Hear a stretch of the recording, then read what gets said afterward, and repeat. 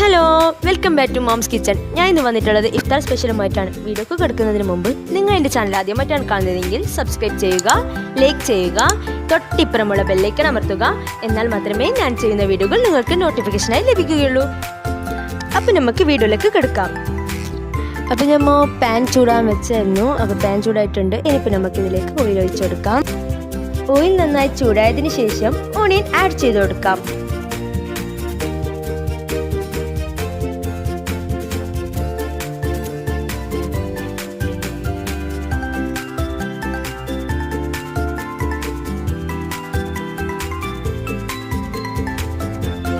Onion fry ആയി വന്നതിന് ശേഷം ഗ്രീൻ ചില്ലി ആഡ് ചെയ്ത് കൊടുക്കാം.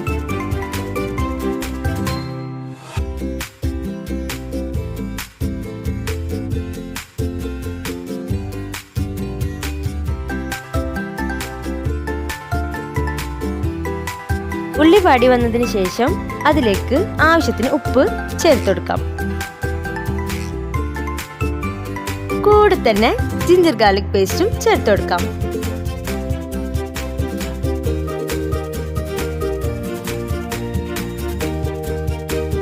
ഇത് നന്നായി ഇളക്കി കൊടുത്തതിന് ശേഷം ഇതിലേക്ക് ബ്ലാക്ക് പെപ്പർ പൗഡർ ആഡ് ചെയ്ത് കൊടുക്കാം. കൂടെ തന്നെ ഗരം മസാല പൗഡറും ആഡ് ചെയ്ത് കൊടുക്കാം.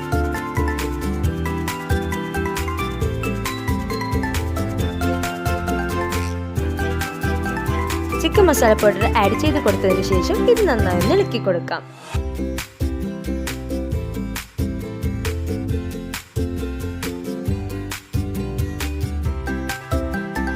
ഇനി ഇതിലേക്ക് മഞ്ഞൾപ്പൊടിയും കൂടി ആഡ് ചെയ്ത് നന്നായി ഇളക്കി കൊടുക്കാം.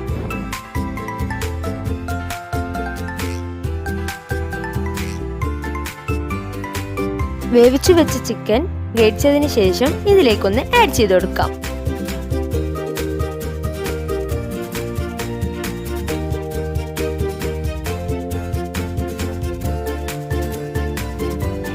ഇനി ഇതിലേക്ക് കസ്തൂരി മേത്ത് ആഡ് ചെയ്ത് കൊടുക്കാം. ഇത് ഓപ്ഷണൽ ആണ്, വേണമെങ്കിൽ മാത്രം ആഡ് ചെയ്യാം. മല്ലിയിലയും ആഡ് ചെയ്യാം. ഇനി ഇതിനെ നന്നായി ഒന്ന് യോജിപ്പിച്ചെടുക്കാം.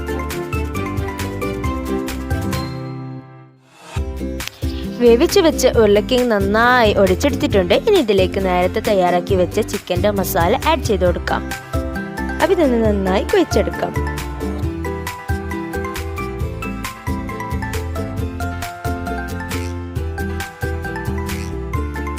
ഇതിലേക്ക് ആവശ്യത്തിന് ബ്രെഡ് ക്രംസ് ആഡ് ചെയ്ത് കൊടുക്കാം.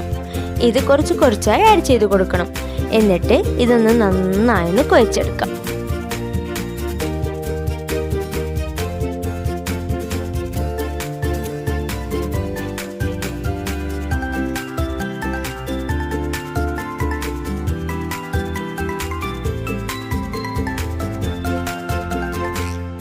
ഇത് നമുക്ക് കുറച്ചെടുത്ത് ബോൾസ് ആക്കി എടുത്തതിന് ശേഷം കൈ കൊണ്ടൊന്ന് പ്രസ് ചെയ്തെടുക്കാം. എന്നിട്ട് അതിലേക്ക് വേവിച്ച് വെച്ച മുട്ട വെച്ചെടുക്കാം. എന്നിട്ട് ഇതൊന്ന് കോട്ട് ചെയ്തെടുക്കാം.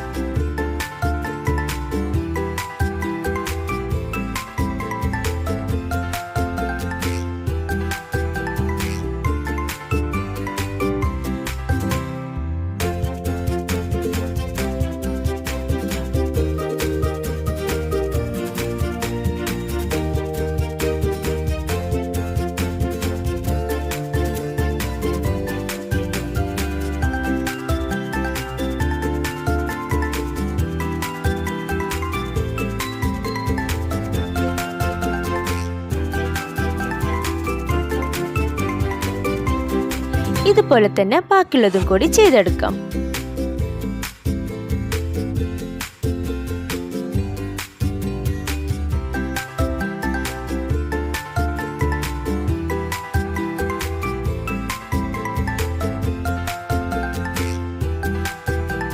ഇത് വേഗത്തിൽ ഉണ്ടാക്കാൻ പറ്റുന്ന ഒരു റെസിപ്പിയാണ്. എല്ലാവരും ഒന്ന് വീട്ടിൽ ട്രൈ ചെയ്ത് നോക്കണം. അപ്പം നമ്മുടെ ബോൾസ് എല്ലാം റെഡി ആയിട്ടുണ്ട്. ഇനിയിപ്പോൾ നമുക്ക് ഇതിനൊന്ന് മുട്ടയിലൊന്ന് മുക്കിയെടുക്കാം.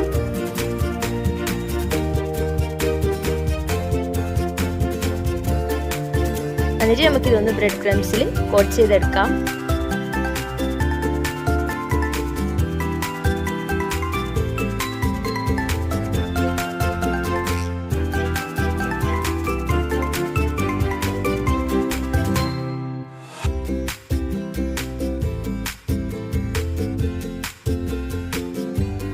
ഇതുപോലെ തന്നെ ബാക്കിയുള്ളതൊക്കെ ചെയ്തെടുക്കാം. ഇനിയിപ്പോൾ ഇത് ഓരോന്നായി എണ്ണയിലിട്ടൊന്ന് പൊരിച്ചെടുക്കാം.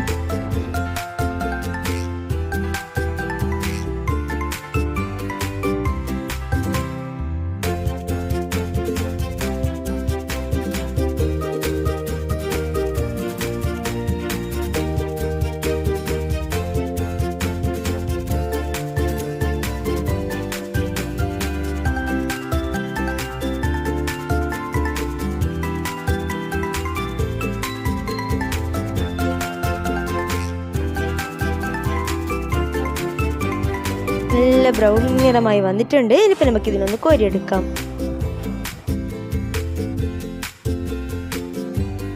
അപ്പം നമ്മുടെ തേങ്ങാമുറി റെഡി ആയിട്ടുണ്ട്. അപ്പം ഇതുപോലെ തന്നെ ബാക്കിയുള്ളതൊക്കെ നമുക്ക് പൊരിച്ചെടുക്കാം. അപ്പം നമ്മുടെ തേങ്ങാമുറി ഇവിടെ റെഡി ആയിട്ടുണ്ട്. നല്ലൊരു ടേസ്റ്റി റെസിപ്പിയാണ്, സിമ്പിളാണ്. എല്ലാവരും ഒന്ന് വീട്ടിൽ ട്രൈ ചെയ്ത് നോക്കണം. അപ്പം എൻ്റെ ചാനൽ ആദ്യമായിട്ടാണ് കാണുന്നത് എങ്കിൽ സബ്സ്ക്രൈബ് ചെയ്യണം, ലൈക്ക് ചെയ്യണം, തൊട്ടിപ്പുറമുള്ള ബെല്ലൈക്കൺ അമർത്തണം. എന്നാൽ മാത്രമേ ഞാൻ ചെയ്യുന്ന വീഡിയോകൾ നിങ്ങൾക്ക് നോട്ടിഫിക്കേഷനായി ലഭിക്കുകയുള്ളൂ. Thank you.